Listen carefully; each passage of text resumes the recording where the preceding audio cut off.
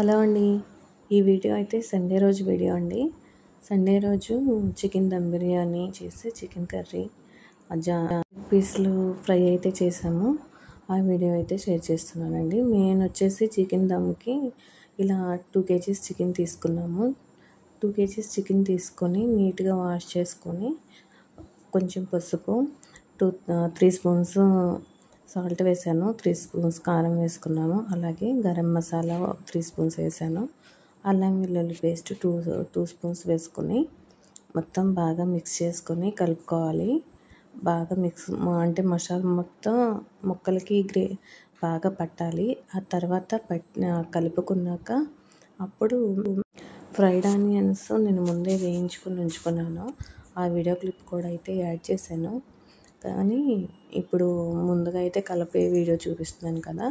ఇలా మొత్తం మసాలాలన్నీ కలిపేసేసుకున్నాక ఇప్పుడు ఫ్రైడ్ ఆనియన్స్ వేపుకున్న వాటిలో సగం 70% తీసుకొని అవి కూడా వేసుకోవాలి. తర్వాత పుదీనా కొత్తిమీర వేసుకోవాలి.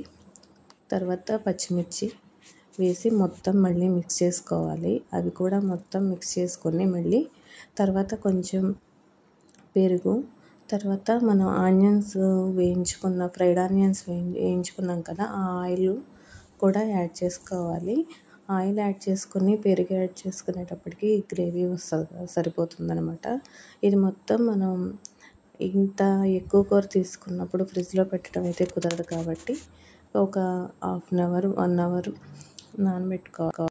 మొత్తం ఇలా మిక్స్ చేసేసుకుని నుంచి ఒక 1 అవర్ పక్కన పెట్టేసేసుకుంటే ఇది నానుతుంది. ఈలోపు మనం దీనికి ఇప్పుడు నేను చికెన్ వచ్చేసి 2 kgs తీసుకున్నాను కాబట్టి రైస్ వచ్చేసి కొంచెం దీని మీద ఒక 1/2 kg తక్కువగానే తీసుకోవాలి. ఆనియన్స్ వేయించుకున్న వీడియో అయితే పెట్టాను. ఫ్రైడ్ ఆనియన్స్ ఇలా బాగా వేయించుకోవాలి. ఫ్రైడ్ ఆనియన్స్ బిర్యానీకి చాలా టేస్ట్ వస్తుంది అన్నమాట, దమ్ బిర్యానీకి. తర్వాత ఈలోపు రైస్కి అయితే నేను వాటర్ పెట్టేసేసుకొని వాటర్కి మసాలాలు అన్నీ వేసేసుకోవాలి. మసాలాలు వేసాక దానిలో కొంచెం పుదీనా, కొత్తిమీర, సాల్ట్ వచ్చేసేసి 4 స్పూన్స్ వేసాను. ఎందుకంటే రైస్ మనం ఈ వాటర్లో నుంచి రైస్ తీస్తాం కాబట్టి మొత్తం వాటర్ తీసేస్తాం కాబట్టి కొంచెం రైస్ అంత ఎక్కువగా పట్టదు. అందుకే 4 స్పూన్స్ అయితే వేసుకున్నాను. తర్వాత పచ్చిమిర్చి, పుదీనా, కొత్తిమీర వేసాను. రైస్ పొడిపొడిలాడుతూ వస్తానికైతే ఒక 2 స్పూన్స్ నెయ్యి వేసాను. ఇంకో పక్క చికెన్ కూడా పెట్టేసుకున్నాను పొయ్యి మీద. చికెన్ కూడా ఇదిగో ఆల్మోస్ట్ దమ్ముకైతే ఉడుకుతూ ఉంది.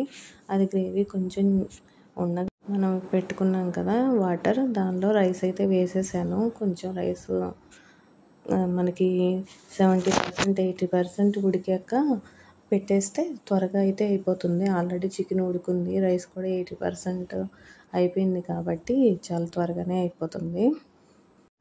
ఇంకా ఆ కూరలో నేను చికెన్ కూరలో రైస్ ఒక లేయర్ వేసేసాను.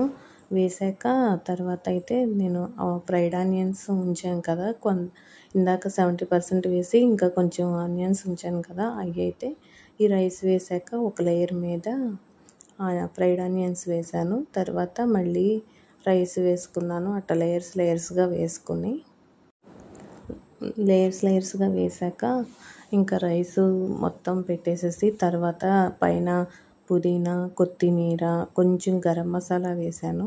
అలాగే నెయ్యి కూడా కొంచెం ఎక్కువగానే వేసుకున్నాను.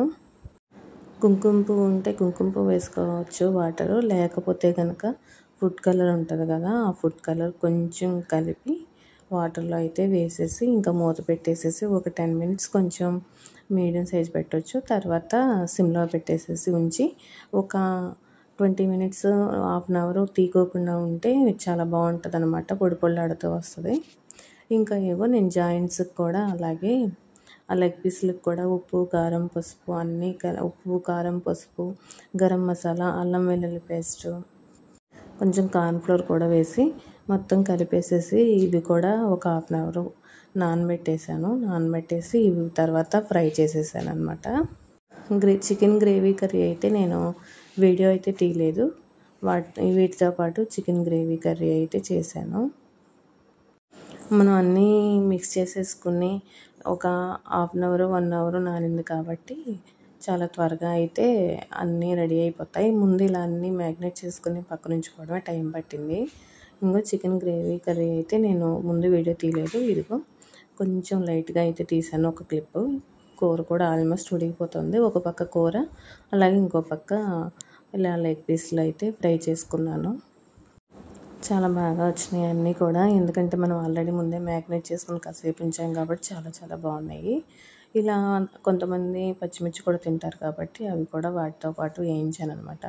ఇంకో చూడండి రైస్ ఎంత పొడి పొడిలాడుతూ వచ్చిందో, చికెన్ ముక్క కూడా బాగా దమ్ అయింది. ఏ రోజు ఇలా సింపుల్గా అయితే చేసాము, ఎందుకంటే పిల్లల ఫ్రెండ్స్ వచ్చారు, అందుకే ఇలా అన్నీ చేశానన్నమాట. అన్నీ బాగా కుదిరినాయండి. కాకపోతే ఎక్కువ క్లారిటీగా అయితే నేను వీడియో తీయలేదు, ఈసారి కంపల్సరీ తీస్తాను. మీకు ఎలా అనిపించిందో కామెంట్ అయితే చేయండి. Thank you for watching.